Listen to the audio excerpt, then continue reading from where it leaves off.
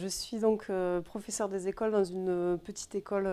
rurale, dans un petit village, donc une école qui comporte deux classes, donc la mienne en CP-CE1 et celle de ma collègue en CE2, CM1, CM2, et une petite maternelle dans un hameau à 2-3 km. Voilà, donc c'est un RPC, un regroupement de communes, avec du coup une petite structure, très peu d'effectifs dans chaque classe, 16 élèves pour la mienne, 23, à peu près 22-23 en fonction des années pour la classe de ma collègue qui a les plus grands. Et en maternelle, on est à peu près aussi à une vingtaine d'élèves, voilà, à peu près tous les ans. Donc on a des conditions de travail qui sont plutôt privilégiées, avec aussi une municipalité qui s'engage énormément au niveau de l'école, avec que ce soit d'un point de vue financier, au niveau de la manière dont ils nous soutiennent dans nos projets pédagogiques, etc. Donc c'est vrai que ça nous permet de pouvoir mener à bien les projets qu'on veut mener, que ce soit au niveau, voilà, au niveau du scolaire ou aussi en lien avec le périscolaire, avec notamment la réforme des rythmes scolaires qui s'est donc appliquée dans notre école et qui s'est plutôt bien appliquée avec une politique, voilà, que tous les enfants puissent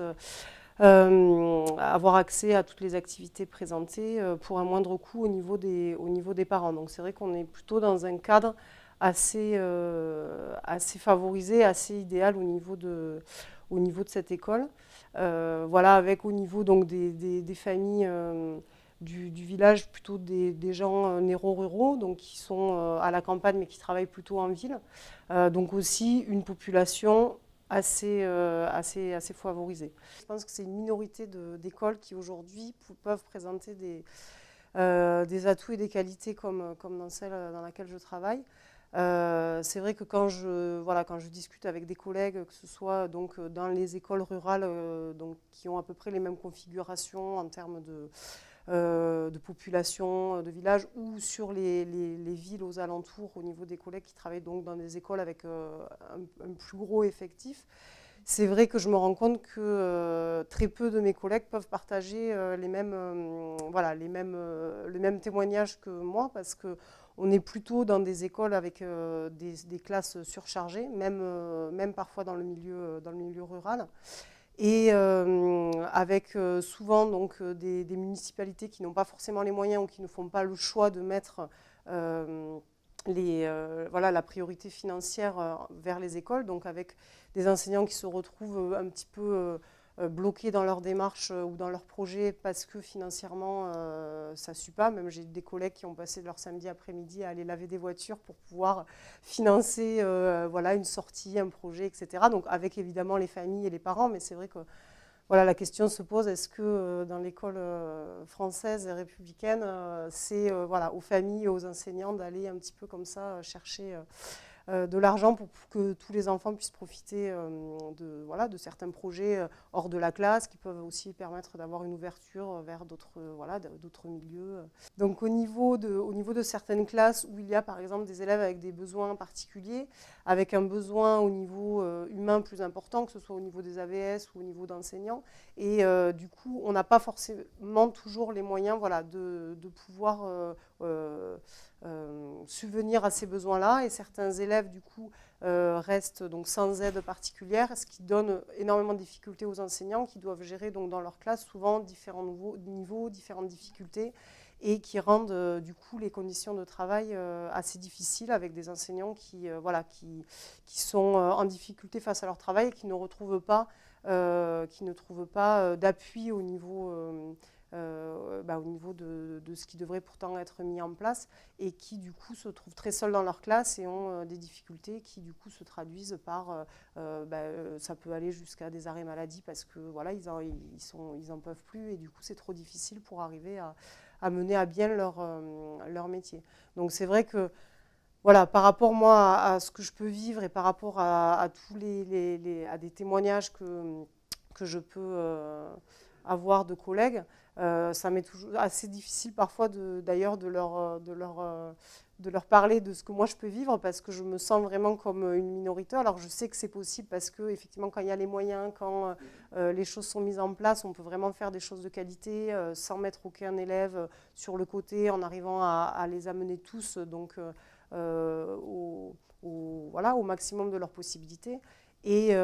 avoir donc la plupart de mes collègues qui, elles, par contre, enfin, elles, qui, eux, par contre, ont des conditions qui ne leur permettent pas d'avoir un travail satisfaisant et qui se retrouvent dans des situations de frustration parce que la plupart sont extrêmement investis au niveau de leur métier, mais n'arrivent pas, n'ont pas les moyens de pouvoir voilà, rendre possible l'éducation pour tous comme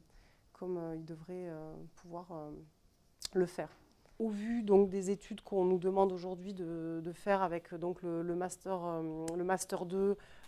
comme minimum pour pouvoir donc, prétendre donc, à obtenir le concours qui donc rallonge quand même les années d'études et du coup qui demande aussi aux étudiants ben voilà, d'avoir une année de plus à financer pour pouvoir arriver à faire ce métier. C'est vrai qu'il y a un investissement aussi au quotidien, au niveau des heures qu'on peut faire en plus, parce que si on ne reste que sur les heures qui nous sont imparties, on ne peut pas faire notre métier de manière correcte, c'est pas possible. C'est-à-dire que voilà, on passe énormément de temps, que ce soit de préparation, de rencontres avec les parents, même si on a un temps imparti aux réunions, aux rencontres avec les parents, mais ce temps-là ne peut pas suffire à faire réellement correctement notre métier. Donc c'est vrai que je pense que c'est... voilà, on nous demande beaucoup et c'est vraiment l'investissement personnel et la volonté qu'on a de faire notre métier qui nous permet de tenir. Après, voilà, quand on est dans des conditions extrêmement difficiles comme le sont énormément d'enseignants, il y a un moment donné où c'est très difficile d'arriver à continuer à se battre un petit peu tout seul sans avoir ni de reconnaissance financière, ni vraiment de reconnaissance sociale par rapport à ce métier-là. Alors c'est vrai que voilà, dans mon cas précis par rapport au cadre très privilégié que je peux avoir dans mon école, c'est vrai que je le ressens peut-être beaucoup moins que certains collègues, mais si voilà, je prends la majorité des discussions que je peux avoir ou des échos que j'ai, il y a quand même une espèce de fatigue générale et de tension générale qui du coup ne peut pas forcément être favorable au travail que l'on mène avec des enfants, avec de l'humain, et où il faut quand même avoir une prédisposition et une espèce de bien-être pour pouvoir aussi assez bien transmettre ce qu'on a à transmettre avec envie, avec bonheur, voilà, sans être toujours dans une espèce de limite de fatigue, de limite voilà, de tension par rapport aux exigences aussi qu'on nous demande et par rapport à ce qu'on peut fournir. Tininan, toi, député à l'Assemblée nationale, quelles seraient tes propositions pour réduire les inégalités en termes d'éducation sur le territoire, afin que chaque élève qui franchisse le seuil de l'école républicaine puisse avoir la même offre d'enseignement et d'éducation, quelle que soit la commune ou le village dans lequel ils seront scolarisés.